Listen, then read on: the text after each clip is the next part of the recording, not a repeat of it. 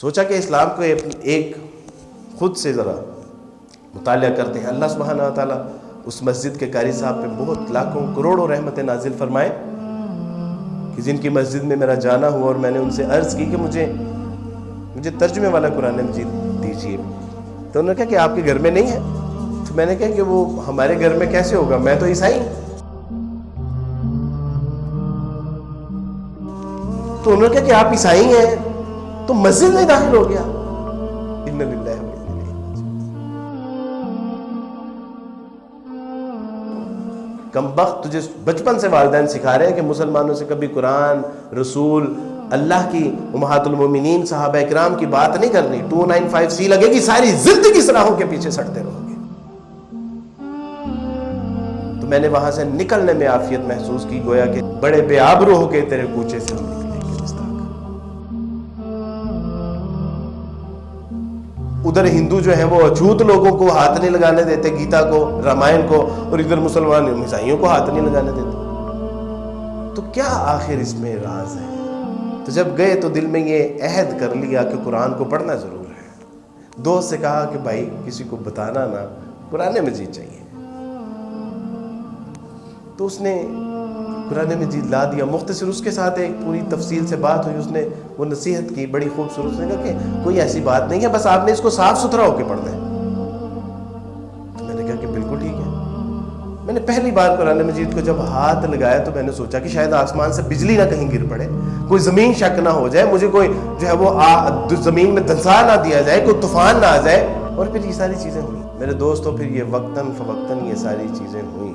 میں نے جب پہلی بار قرآن مجید کا ترجمہ پڑھا تھا تو میں نے بڑے ڈرتے ڈرتے اس کو کھولا تو میں نے دیکھا الحمدللہ رب العالمین. تمام تعریفیں اس اللہ کے لیے ہیں جو تمام جہانوں کا رب ہے. اور میرے لیے یہ جملہ بہت انسپائرنگ تھا, یعنی کسی کو جھنجھوڑ دینے والا. رب العالمین, کیونکہ ہم نے تو ساری زندگی بائبل میں پڑھا تھا خداوند تمہارا خدا اسرائیل کا خدا ہے, خداوند تمہارا خدا ابراہیم کا خدا ہے, خداوند تمہارا خدا یعقوب کا خدا ہے, خداوند تمہارا خدا رب الافواج کا خدا. لیکن مسلمانوں کا قرآن کیا کہہ رہا ہے؟ الحمدللہ رب العالمین. تمام تعریفیں اس اللہ کے لیے ہیں جو رب ہے تمام جہانوں کا. الرحمن الرحیم, وہ مہربان ہی نہیں وہ بہت زیادہ رحم کرنے والا ہے.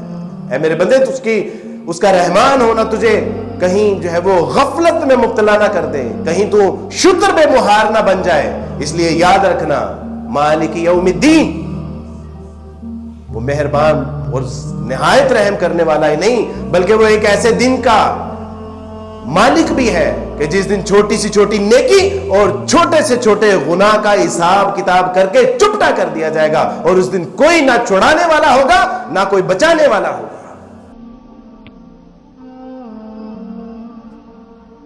ایاک نعبد و ایاک نستعین اہدنا الصراط المستقیم. اے میرے بندے, کس کا متلاشی ہے؟ سیدھے راہ پہ چلنا چاہتا ہے, جنتوں کا متلاشی ہے, اللہ کی رضا چاہتا ہے, اس کی ناراضگی سے بچنا چاہتا ہے, دوزخ کی آگ سے بچنا چاہتا ہے. مسیح علیہ الصلوۃ والسلام نے کہا ان اللہ ربی و ربکم فاعبدوہ ھذا صراط مستقیم. کہ یا اللہ عجیب کلام. میں نے کہا کہ یہ وہی کلام نہیں ہے جس طرح تورات زبور انجیل تھی, وہ بھی تو اللہ کا کلام ہی تھا, لیکن ان کا حال کیا ہو؟ ثمناً قلیلا, چند پیسوں کی خاطر ان میں بڑھا دی گئی چیزیں, گھٹا دی گئی چیزیں. تو میں نے کہا کہ اسی طرح یہ کلام, تو قرآن نے کہا کہ نہیں, الف لام میم ذالک الکتاب لا ریب فیہ ھدی للمتقین. الف لام میم یہ وہ کتاب ہے کہ جس میں شک شبہ نہیں, شک شبے کا شائبہ بھی نہیں ہے. ان کنتم فی ریب مما نزلنا علی عبدنا فأتوا بسورۃ من مثلہ. اگر تمہیں شک ہے اس کتاب کے بارے میں جو ہم نے اپنے بندے محمد میں نازل کی ہے تو ایسے کرو کہ پھر اس جیسی ایک صورت ہی لے آؤ. اور اگر تم نہ کر سکو اور ہرگز نہیں کر سکتے تو پھر ڈرنا چاہیے تمہیں اللہ کے شدید ترین عذاب سے. کہ یا اللہ یہ مسلمان ہمیں اس کو ہاتھ لگانے سے کیوں روکتے ہیں؟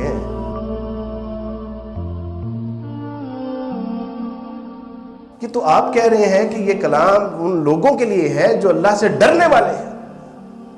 جو متقین ہیں، جو اس کی رضا جوئی کے لیے اپنے آپ کو وقف کرنا چاہتے ہیں، جو اس کی ناراضگی سے بچنا چاہتے ہیں، یہ مسلمان کہتے ہیں کہ تم ہاتھ نہیں لگا سکتے۔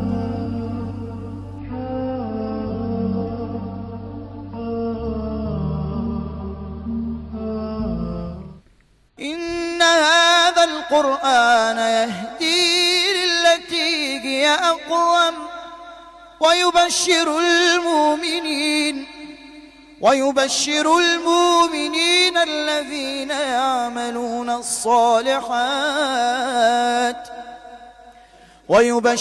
المؤمنين الذين يعملون الصالحات أن لهم أجرا كبيرا